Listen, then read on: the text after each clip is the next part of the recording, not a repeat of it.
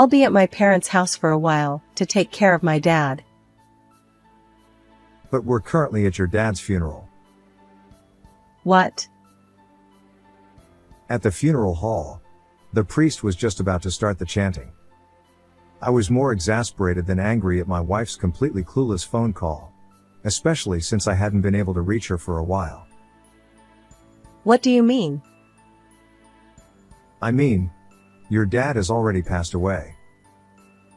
No way! Even over the phone, I could tell she was visibly shaken. She didn't realize that the lie she had been telling, which might have worked if her father were still alive, was now completely useless. What on earth had she been doing? I was dumbfounded. My father-in-law, James, was my former boss and the person I trusted the most. He was not only diligent at work but also a very kind person in everyday life.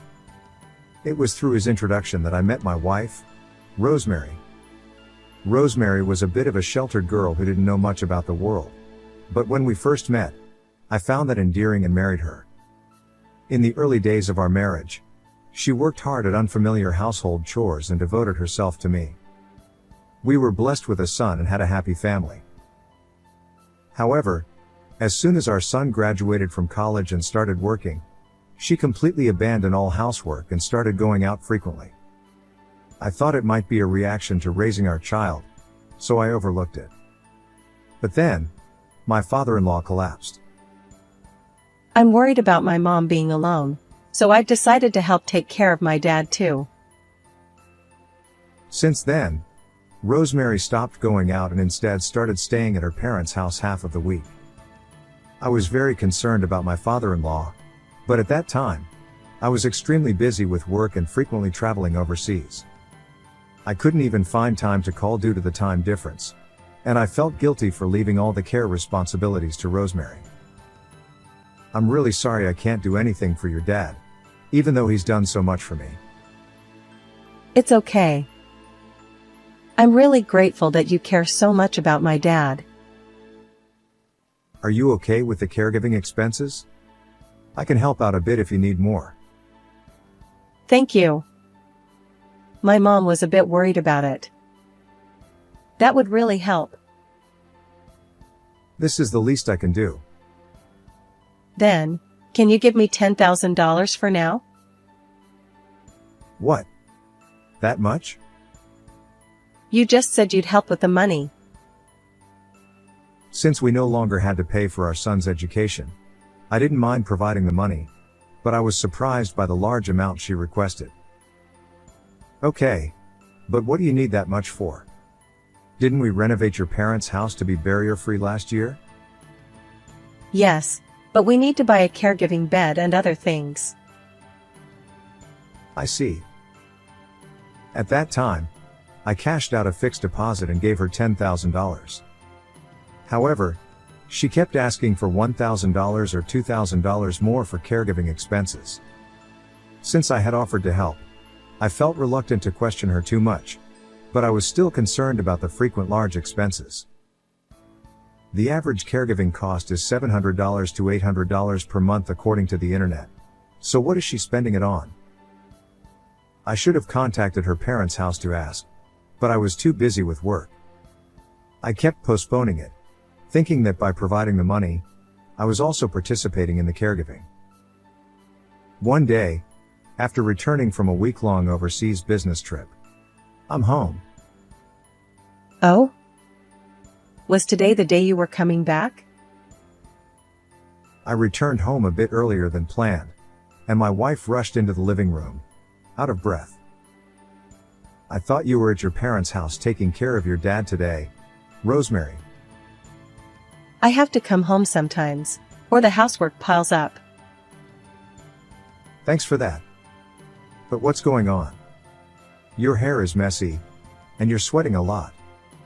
Were you doing a big cleaning? Yes, I thought I might as well rearrange the furniture. Then I'll help you. You just got back from a business trip and must be tired. Why don't you go to a nearby cafe and relax until I'm done cleaning?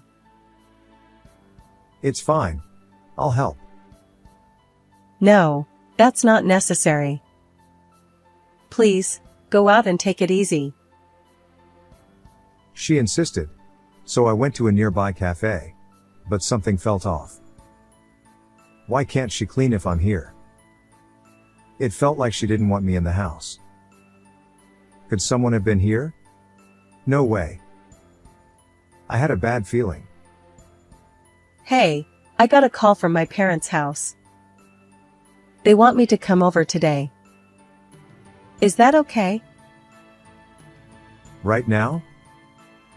As I was sipping my coffee and feeling uneasy, my wife called. My mom threw out her back. She wants me to help take care of her. Threw out her back? When? A couple of days ago, but I didn't want to worry you while you were overseas. I see. But weren't you in the middle of a big cleaning? That's done. I need to hurry, so I'm sorry. Before I could say anything, she hung up. I rushed home to find the house empty. Despite her saying she was doing a big cleaning, there were no trash bags, and the house looked the same as before. I decided to call my mother-in-law, and her response was unexpected. Hello. Actually. Michael, I'm glad I reached you. James is in critical condition. Come to the hospital right away. I hurried to the hospital she mentioned. If it's such a serious situation, why didn't Rosemary tell me? My suspicions about Rosemary grew even stronger. When I rushed to the hospital by taxi, my father-in-law had already passed away. I was shocked and tears welled up in my eyes, as I couldn't be there for the final moments of someone who had been so good to me. I'm very sorry about James. I'm sure he was happy that you came. But Rosemary... To my surprise, Rosemary, who was supposed to be taking care of her father in place of her mother, was not at the hospital. I've been trying to contact her multiple times. But Rosemary was coming to take care of James every day, right? Rosemary? She hardly ever came. What? But she stayed over at your house many times and I gave her a lot of money for caregiving expenses. What are you talking about? We looked at each other in astonishment. She said she needed to buy a caregiving bed and other things, so I've given her about $30,000 so far. The caregiving bed is rented, and we use caregiving insurance, so it doesn't cost that much. Besides, we have savings, so there's no need to borrow money. I see. Where had Rosemary been going, claiming she was caregiving? And what had she been using the money I gave her for? In any case, I helped my mother-in-law with the funeral preparations.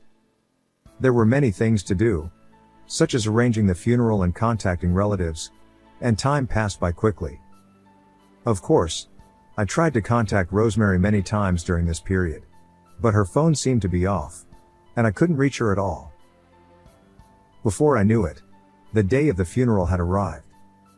In the family seating area, it was just my mother-in-law, my son, and me. Many relatives who came asked, "Where's Rosemary?" But I could only give vague answers. Then, just as the priest was about to start the chanting, Sorry, but it looks like I'll be staying at my parents' house for a while longer to take care of my dad. Rosemary, who hadn't answered any of my calls, called me in a carefree voice. I might not be able to come home for another week. Sorry. Really? My dad's condition is worse than I thought, and I'm worried. I see. It's a shame that I can't spend time with you while you're in the US. That's fine. So, where are you now? I told you, I'm at my parents' house. For what reason? What are you talking about? To take care of my dad, of course. We're at his funeral right now. What? Rosemary was silent for a few seconds, seemingly unable to comprehend the situation. Hey, are you listening? Your dad has passed away. No, why? Who have you been taking care of? I'll come right away. Just tell me the location of the funeral. Finally understanding the situation, Rosemary's voice was frantic. Ah, you don't need to come. Why not? It's my dad's funeral. You haven't been reachable at all. So what are you talking about? My phone was broken. I couldn't help it. Just tell me the location. The priest is about to start the chanting, and you'll just be in the way. How can you say that? Fine, I'll ask my mom. Your mom said not to come. No way! Anyway, I'm busy. Bye. Ignoring her as she tried to say something else, I hung up the phone. Actually, I already know where Rosemary is and who she's with. Dad, I saw Mom walking arm in arm with a man. Liam told me this when I was frustrated about not being able to reach Rosemary. I saw her last month at the location of my company's new employee training. I was curious and followed them, and they went into a hotel. Liam awkwardly took out his phone and showed me a photo. You've got to be kidding me. I thought she was away taking care of James. Right? I was shocked too. But I didn't want to tell you until I had more evidence. You were thinking about that? Yeah. Working is tough, you know.